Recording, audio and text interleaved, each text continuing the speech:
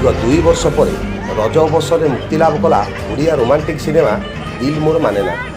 Corona कटकणार दीर्घ 2 वर्ष पर स्वाभाविक हो जीवन यात्रा कलाकार मान जीवन जीविका दुखर घटी अंत। दीर्घ 2 वर्ष पर सिनेमा हल रे रिलीज होइछि ओडिया सिनेमा। यह होइछि रज उपलक्षे दर्शक मान रज भेटी। कटक वृंदावन हल रे फिल्म प्रीमियर अवसर रे देखिया मिलता दर्शकों भीड़।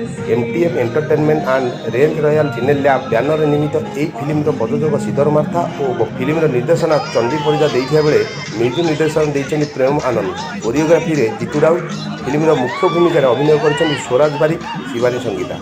अन्य मानक मध्य स्वर्गत मिहिर दास, स्वर्गत सलील मित्र, हरिहर महापात्र, सरोज दास और उषासी मिश्र अभिनय देखा मिली।